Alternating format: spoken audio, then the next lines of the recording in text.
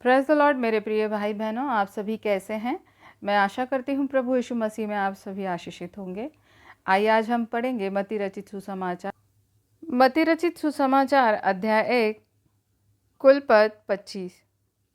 Abraham की संतान, दाऊद की संतान, यीशु मसीह की वंशावली। अब्राहम से इसहाक उत्पन्न हुआ, इसहाक से याकूब उत्पन्न हुआ, याकूब से यहूदा और उसके भाई उत्पन्न हुए। यहूदा और तामार से फिरीस व जोरह उत्पन्न हुए। फिरीस से हिस्रोन उत्पन्न हुआ और हिस्रोन से एराम उत्पन्न हुआ।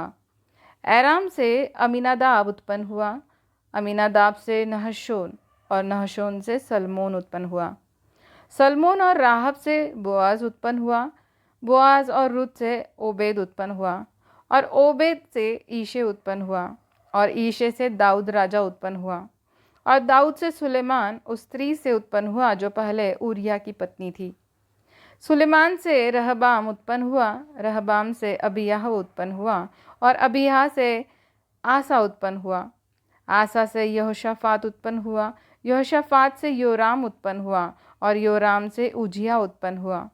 उजिया से योताम उत्पन्न हुआ, योताम से आहाज उत्पन्न हुआ और आहाज से हिजकिया उत्पन्न हुआ। हिजकिया से मनशीह उत्पन्न हुआ, मनशीह से आमोन उत्पन्न हुआ और आमोन से योशिया उत्पन्न हुआ। और बंदी होकर बेबीलोन जाने के समय में योशिया से युकन्याह और उसके भाई उत्पन्न हुए। बंदी होकर बेबीलोन पहुंचाए जाने के बाद युकन्याह से शालतिएल उत्पन्न हुआ और शालतिएल से जरुब्बाबिल उत्पन्न हुआ। जरुब्बाबिल से अबीहूद उत्पन्न हुआ, अबीहूद से इलियाकीम उत्पन्न हुआ और इलियाकीम से अजोर उत्पन्न हुआ। अजोर से सदोक उत्पन्न हुआ, सदोक से अखीम उत्पन्न हुआ और अखीम से इलीहूद उत्पन्न हुआ। इलीहूद से इलियाजर उत्पन्न हुआ, इलियाजर से मतान उत्पन्न हुआ और मतान से याकूब उत्पन्न हुआ। याकूब से यूसुफ उत्पन्न हुआ जो मरियम का पति था और मरियम से यीशु जो मसीह कहलाता है उत्पन्न हुआ। इस प्रकार अब्राहम से दाऊद तक 14 पीढ़ी हुई और दाऊद से बेबीलोन को बंदी होकर पहुंचाए जाने तक 14 पीढ़ी और बंदी होकर बेबीलोन को पहुंचाए जाने के समय से मसीह तक 14 पीढ़ी हुई। यीशु मसीह का जन्म इस प्रकार से हुआ कि जब उसकी माता मरियम की मंगनी यूसुफ के साथ हो गई तो उनके इकट्ठा होने से पहले ही वह पवित्र आत्मा की ओर से गर्भवती पाई गई। अतः उसके पति यूसुफ ने, जो धर्मी था और उसे बदनाम करना नहीं चाहता था, उसे चुपके से त्याग देने का विचार किया।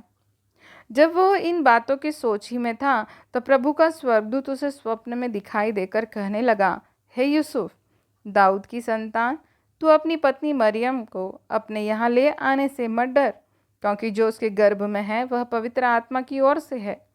वह पुत्र जनेगी और तू उसका नाम यीशु रखना, क्योंकि वह अपने लोगों का उनके पापों से उद्धार करेगा। यह सब कुछ इसीलिए हुआ कि जो वचन प्रभु ने भविष्यवक्ता के द्वारा कहा था वो पूरा हो।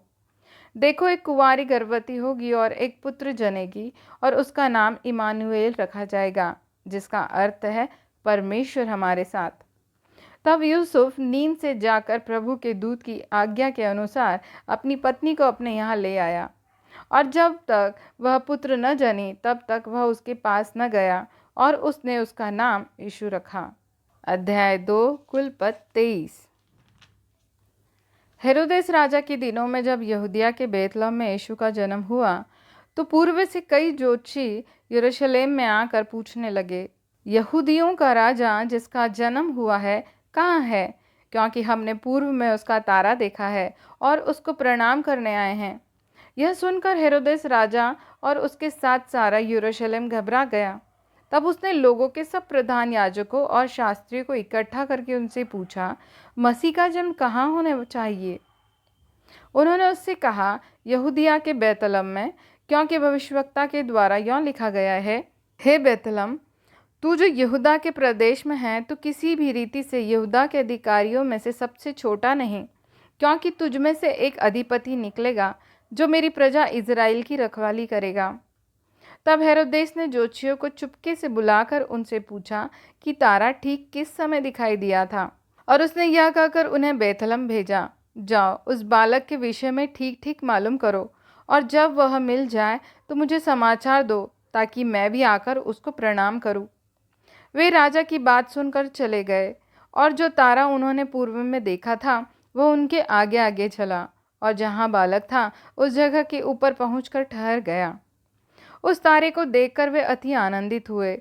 उन्होंने उस घर में पहुंचकर उस बालक को उसकी माता मरियम के साथ देखा और मुंह के बल गिरकर बालक को प्रणाम किया और अपना अपना थैला खोलकर उसको सोना और लोबान और गंधरस की भेंट चढ़ाई। तब स्वप्न में यह चेतावनी पाकर कि हेरोदेस के पास फिर न जाना, वे दूसरे मार्ग से अपने देश को चले गए। उनके चले जाने के बाद प्रभु के एक दूत ने स्वप्न में यूसुफ को दिखाई देकर कहा, उठ, उस बालक को और उसकी माता को लेकर मिस्र देश को भाग जा और जब तक मैं तुझसे न कहूँ तब तक वहीं रहना, क्योंकि हेरोदेस इस बालक को ढूंढने पर है कि उसे मरवा डाले। तब वह रात ही को उठकर बालक और उसकी माता को लेकर मिस्र को चल दिया और हेरोदेस के मरने तक वहीं रहा, इसीलिए कि वह वचन जो प्रभु ने भविष्यवक्ता के द्वारा कहा था पूरा हो, मैंने अपने पुत्र को मिस्र से बुलाया। जब हेरोदेस ने यह देखा कि ज्योतिषियों ने उसके साथ धोखा किया है, तब वह क्रोध से भर गया और लोगों को भेजकर ज्योतिषियों द्वारा ठीक ठीक बताए गए समय के अनुसार बेतलम और उसके आसपास के स्थानों के सब लड़कों को जो 2 वर्ष के या उससे छोटे थे मरवा डाला। तब जो वचन इर्मिया भविष्यवक्ता के द्वारा कहा गया था वह पूरा हुआ। रामा में एक करुणानाद सुनाई दिया, रोना और बड़ा विलाप। राहेल अपने बालकों के लिए रो रही थी और शांत होना न चाहती थी, क्योंकि वे अब नहीं रहे। हेरोदेस के मरने के बाद प्रभु के दूत ने मिस्र में यूसुफ को स्वप्न में दिखाई देकर कहा, उठ, बालक और उसकी माता को लेकर इज़राइल के देश में चला जा, क्योंकि जो बालक के प्राण लेना चाहते थे वे मर गए हैं।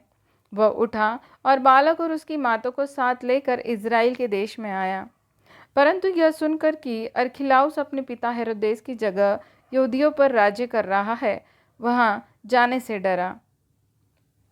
फिर स्वप्न में परमेश्वर से चेतावनी पाकर गलील प्रदेश में चला गया और नासरत नामक नगर में जा बसा, ताकि वह वचन पूरा हो जो भविष्यवक्ताओं के द्वारा कहा गया था, वह नासरी कहलाएगा। अध्याय 3, कुलपद 17।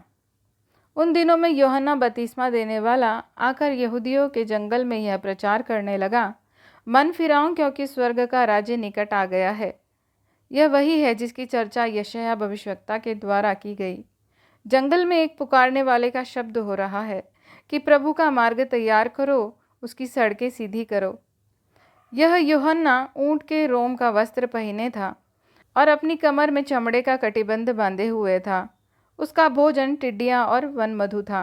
तब यरूशलेम और सारे यहूदिया और यरदन के आसपास के सब स्थानों के लोग उसके पास निकल आए। उन्होंने अपने अपने पापों को मानकर यरदन नदी में उससे बपतिस्मा लिया। जब उसने बहुत से फरीसियों और सदुकियों को बपतिस्मा के लिए अपने पास आते देखा तो उनसे कहा, हे सांप के बच्चों, तुम्हें किसने जता दिया कि आने वाले क्रोध से भागो? इसलिए मन फिराओ के योग्य फल लाओ और अपने अपने मन में यह न सोचो कि हमारा पिता अब्राहम है, क्योंकि मैं तुमसे कहता हूँ कि परमेश्वर इन पत्थरों से अब्राहम के लिए संतान उत्पन्न कर सकता है। अब कुल्हाड़ा पेड़ों की जड़ पर रखा हुआ है, इसलिए जो जो पेड़ अच्छा फल नहीं लाता वह काटा और आग में झोंका जाता है। मैं तो पानी से तुम्हें मन फिराव का बपतिस्मा देता हूँ, परंतु जो मेरे बाद आने वाला है वह मुझसे शक्तिशाली है। मैं उसकी जूती उठाने के योग्य नहीं। वह तुम्हें पवित्र आत्मा और आग से बपतिस्मा देगा। उसका सूप उसके हाथ में है और वह अपना खलिहान अच्छी रीति से साफ करेगा और अपने गेहूं को तो खत्ते में इकट्ठा करेगा, परंतु भूसी को उस आग में जलाएगा जो बुझने की नहीं। उस समय यीशु गलील से यरदन के किनारे यूहन्ना के पास उसे बपतिस्मा लेने आया, परंतु यूहन्ना यह कहकर उसे रोकने लगा, मुझे तो तेरे हाथ से बपतिस्मा लेने की आवश्यकता है और तू मेरे पास आया है। यीशु ने उसको यह उत्तर दिया, अब तो ऐसा ही होने दे, क्योंकि हमें इसी रीति से सब धार्मिकता को पूरा करना उचित है। तब उसने उसकी बात मान ली और यीशु बपतिस्मा लेकर तुरंत पानी में से ऊपर आया और देखो, उसके लिए आकाश खुल गया और उसने परमेश्वर के आत्मा को कबूतर के समान उतरते और अपने ऊपर आते देखा। और देखो, यह आकाशवाणी हुई, यह मेरा प्रिय पुत्र है जिससे मैं अत्यंत प्रसन्न हूँ। अध्याय 4, कुलपद 25। तब आत्मा यीशु को जंगल में ले गया ताकि इब्लिस से उसकी परीक्षा हो। वह 40 दिन और 40 रात निराहार रहा। तब उसे भूख लगी। तब परखने वाले ने पास आकर उससे कहा, यदि तू परमेश्वर का पुत्र है तो यह कह दे कि ये पत्थर रोटियां बन जाए। यीशु ने उत्तर दिया, लिखा है, मनुष्य केवल रोटी ही से नहीं परंतु हर एक वचन से जो परमेश्वर के मुख से निकलता है जीवित रहेगा। तब इब्लिस उसे पवित्र नगर में ले गया और मंदिर के कंगूरे पर खड़ा किया और उससे कहा, यदि तू परमेश्वर का पुत्र है तो अपने आप को नीचे गिरा दे, क्योंकि लिखा है, वह तेरे विषय में अपने स्वर्गदूतों को आज्ञा देगा और वे तुझे हाथों हाथ उठा लेंगे, कहीं ऐसा न हो कि तेरे पाँव में पत्थर से ठेस लगे। यीशु ने उससे कहा, यह भी लिखा है, तू प्रभु अपने परमेश्वर की परीक्षा न कर। फिर इब्लिस उसे एक बहुत ऊंचे पहाड़ पर ले गया और सारे जगत के राज्य और उसका वैभव दिखाकर उससे कहा, यदि तू गिरकर मुझे प्रणाम करे तो मैं यह सब कुछ तुझे दे दूंगा। तब यीशु ने उससे कहा, हे शैतान, दूर हो जा, क्योंकि लिखा है, तू प्रभु अपने परमेश्वर को प्रणाम कर और केवल उसी की उपासना कर। तब शैतान उसके पास से चला गया और देखो, स्वर्गदूत आकर उसकी सेवा करने लगे। जब उसने यह सुना कि यूहन्ना बंदी बना लिया गया है तो वह गलील को चला गया और वह नासरत को छोड़कर कफरनहूम में जो झील के किनारे जबूलून और नप्ताली के देश में है जाकर रहने लगा, ताकि जो यशायाह भविष्यवक्ता के द्वारा कहा गया था वह पूरा हो। जबूलून और नप्ताली के देश, झील के मार्ग से यरदन के पार अन्य जातियों का गलील। जो लोग अंधकार में बैठे थे उन्होंने बड़ी ज्योति देखी, और जो मृत्यु के देश और छाया में बैठे थे उन पर ज्योति चमकी। उस समय से यीशु ने प्रचार करना और यह कहना आरंभ किया, मन फिराओ, क्योंकि स्वर्ग का राज्य निकट आया है। गलील की झील के किनारे फिरते हुए उसने दो भाइयों अर्थात शमौन को, जो पतरस कहलाता है, और उसके भाई अंद्रियास को झील में जाल डालते देखा, क्योंकि वे मछुए थे। यीशु ने उनसे कहा, मेरे पीछे चले आओ तो मैं तुमको मनुष्य के पकड़ने वाले बनाऊंगा। वे तुरंत जालों को छोड़कर उसके पीछे हो लिए। वहां से आगे बढ़कर यीशु ने और दो भाइयों अर्थात जब्दी के पुत्र याकूब और उसके भाई यूहन्ना को देखा। वे अपने पिता जब्दी के साथ नाव पर अपने जालों को सुधार रहे थे। उसने उन्हें भी बुलाया। वे तुरंत नाव और अपने पिता को छोड़कर उसके पीछे हो लिए। यीशु सारे गलील में फिरता हुआ उनके आराधनालयों में उपदेश करता और राज्य का सुसमाचार प्रचार करता और लोगों की हर प्रकार की बीमारी और दुर्बलता को दूर करता रहा। और सारे सीरिया देश में उसका यश फैल गया और लोग सब बीमारों को, जो नाना प्रकार की बीमारियों और दुखों में जकड़े हुए थे और जिनमें दुष्ट आत्माएं थी, और मिर्गी वालों और लकवे के रोगियों को उसके पास लाए और उसने उन्हें चंगा किया। गलील और दिकापुलिस, यरूशलेम, यहूदिया और यरदन नदी के पार से भीड़ की भीड़ उसके पीछे हो ली। अध्याय 5, कुल पद 48। वह इस भीड़ को देखकर पहाड़ पर चढ़ गया और जब बैठ गया तो उसके चेले उसके पास आए और वह अपना मुंह खोलकर उन्हें यह उपदेश देने लगा, धन्य है वे जो मन के दीन हैं, क्योंकि स्वर्ग का राज उन्हीं का है। धन्य है वे जो शोक करते हैं, क्योंकि वे शांति पाएंगे। धन्य है वे जो नम्र हैं, क्योंकि वे पृथ्वी के अधिकारी होंगे। धन्य है वे जो धार्मिकता के भूखे और प्यासे हैं, क्योंकि वे तृप्त किए जाएंगे। धन्य है वे जो दयावंत हैं, क्योंकि उन पर दया की जाएगी। धन्य है वे जिनके मन शुद्ध हैं, क्योंकि वे परमेश्वर को देखेंगे। धन्य है वे जो मेल कराने वाले हैं, क्योंकि वे परमेश्वर के पुत्र कहलाएंगे। धन्य है वे जो धार्मिकता के कारण सताए जाते हैं, क्योंकि स्वर्ग का राज उन्हीं का है। धन्य हो तुम जब मनुष्य मेरे कारण तुम्हारी निंदा करे और सताएं और झूठ बोल बोलकर तुम्हारे विरोध में सब प्रकार की बुरी बात कहें। तब आनंदित और मगन होना, क्योंकि तुम्हारे लिए स्वर्ग में बड़ा फल है, इसलिए कि उन्होंने उन भविष्यवक्ताओं को जो तुमसे पहले थे इसी रीति से सताया था। तुम पृथ्वी के नमक हो, परंतु यदि नमक का स्वाद बिगड़ जाए तो वह फिर किस वस्तु से नमकीन किया जाएगा? फिर वह किसी काम का नहीं, केवल इसके कि बाहर फेंका जाए और मनुष्य के पैरों तले रौंदा जाए। तुम जगत की ज्योति हो। जो नगर पहाड़ पर बसा हुआ है वह छिप नहीं सकता, और लोग दिया जलाकर पैमाने के नीचे नहीं परंतु दीवट पर रखते हैं, तब उससे घर के सब लोगों को प्रकाश पहुंचता है। उसी प्रकार तुम्हारा उजियाला मनुष्य के सामने चमके, कि वे तुम्हारे भले कामों को देखकर तुम्हारे पिता की जो स्वर्ग में है बड़ाई करे। यह न समझो कि मैं व्यवस्था या भविष्यवक्ताओं की पुस्तकों को लोप करने आया हूँ। लोप करने नहीं, परंतु पूरा करने आया हूँ। क्योंकि मैं तुमसे सच कहता हूँ कि जब तक आकाश और पृथ्वी टल न जाए, तब तक व्यवस्था से एक मात्रा या एक बिंदु भी बिना पूरा हुए नहीं टलेगा। इसलिए जो कोई इन छोटी से छोटी आज्ञाओं में से किसी एक को तोड़े और वैसा ही लोगों को सिखाए, वह स्वर्ग के राज्य में सबसे छोटा कहलाएगा। परंतु जो कोई उन आज्ञाओं का पालन करेगा और उन्हें सिखाएगा, वही स्वर्ग के राज्य में महान कहलाएगा। क्योंकि मैं तुमसे कहता हूँ कि यदि तुम्हारी धार्मिकता शास्त्री और फरीसियों की धार्मिकता से बढ़कर न हो, तो तुम स्वर्ग के राज्य में कभी प्रवेश करने ना पाओगे। तुम सुन चुके हो कि पूर्व काल के लोगों से कहा गया था कि हत्या न करना, और जो कोई हत्या करेगा वह कचहरी में दंड के योग्य होगा। परंतु मैं तुमसे यह कहता हूँ कि जो कोई अपने भाई पर क्रोध करेगा वह कचहरी में दंड के योग्य होगा, और जो कोई अपने भाई को निकम्मा कहेगा वह महासभा में दंड के योग्य होगा, और जो कोई कहे अरे मूर्ख, वह नरक की आग के दंड के योग्य होगा। इसलिए यदि तू अपनी भेंट वेदी पर लाए और वहाँ तू स्मरण करे कि तेरे भाई के मन में तेरे लिए कुछ विरोध है, तो अपनी भेंट वहीं वेदी के सामने छोड़ दे और जाकर पहले अपने भाई से मेल मिलाप कर और तब आकर अपनी भेंट चढ़ा। जब तक तू अपने मुद्दई के साथ मार्ग में ही है, उससे झटपट मेल मिलाप कर ले। कहीं ऐसा न हो कि मुद्दई तुझे हाकिम को सौंपे और हाकिम तुझे सिपाही को सौंप दे और तू बंदी गृह में डाल दिया जाए। मैं तुझसे सच कहता हूँ कि जब तक तू कौड़ी कौड़ी भर न दे, तब तक वहाँ से छूटने न पाएगा। तुम सुन चुके हो कि कहा गया था व्यभिचार न करना, परंतु मैं तुमसे यह कहता हूँ कि जो कोई किसी स्त्री पर कुदृष्टि डाले, वह अपने मन में उससे व्यभिचार कर चुका।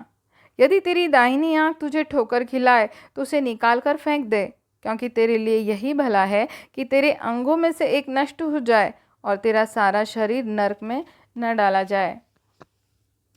यदि तेरा दाहिना हाथ तुझे ठोकर खिलाए तो उसको काट कर फेंक दे, क्योंकि तेरे लिए यही भला है कि तेरे अंगों में से एक नष्ट हो जाए और तेरा सारा शरीर नरक में न डाला जाए। यह भी कहा गया था, जो कोई अपनी पत्नी को तलाक देना चाहे तो उसे त्याग पत्र दे। परंतु मैं तुमसे यह कहता हूँ कि जो कोई अपनी पत्नी को व्यभिचार के सिवा किसी और कारण से तलाक दे, तो वह उससे व्यभिचार करवाता है, और जो कोई उस त्यागी हुई से विवाह करे वह व्यभिचार करता है। फिर तुम सुन चुके हो कि पूर्व काल के लोगों से कहा गया था, झूठी शपथ न खाना, परंतु प्रभु के लिए अपनी शपथ को पूरी करना। परंतु मैं तुमसे यह कहता हूँ कि कभी शपथ न खाना, न तो स्वर्ग की, क्योंकि वह परमेश्वर का सिंहासन है, न धरती की, क्योंकि वह उसके पाँव की चौकी है, न यरूशलेम की, क्योंकि वह महाराजा का नगर है। अपने सिर की भी शपथ न खाना, क्योंकि तू एक बाल को भी न उजला न काला कर सकता है। परंतु तुम्हारी बात हाँ की हाँ या नहीं की नहीं हो, क्योंकि जो कुछ इससे अधिक होता है वो बुराई से होता है। तुम सुन चुके हो कि कहा गया था, आँख के बदले आँख और दांत के बदले दांत। परंतु मैं तुमसे यह कहता हूँ कि बुरे का सामना न करना, परंतु जो कोई तेरे दाहिने गाल पर थप्पड़ मारे उसकी ओर दूसरा भी फेर दे। यदि कोई तुझ पर नालिश करके तेरा कुर्ता लेना चाहे तो उसे दोहर भी ले लेने दे। जो कोई तुझे कोस भर बेगार में ले जाए तो उसके साथ 2 कोस चला जा। जो कोई तुझसे मांगे उसे दे, और जो तुझसे उधार लेना चाहे उससे मुंह न मोड़। तुम सुन चुके हो कि कहा गया था, अपने पड़ोसी से प्रेम रखना और अपने बैरी से बैर। परंतु मैं तुमसे यह कहता हूँ कि अपने बैरियों से प्रेम रखो और अपने सताने वालों के लिए प्रार्थना करो, जिससे तुम अपने स्वर्गीय पिता की संतान ठहरोगे, क्योंकि वह भले और बुरे दोनों पर अपना सूर्य उदय करता है और धर्मी और अधर्मी दोनों पर मेह बरसाता है। क्योंकि यदि तुम अपने प्रेम रखने वालों ही से प्रेम रखो तो तुम्हारे लिए क्या फल होगा? क्या महसूल लेने वाले भी ऐसा ही नहीं करते? यदि तुम केवल अपने भाइयों ही को नमस्कार करो तो कौन सा बड़ा काम करते हो? क्या अन्य जाति भी ऐसा नहीं करते? इसलिए चाहिए कि तुम सिद्ध बनो जैसा तुम्हारा स्वर्गीय पिता सिद्ध है।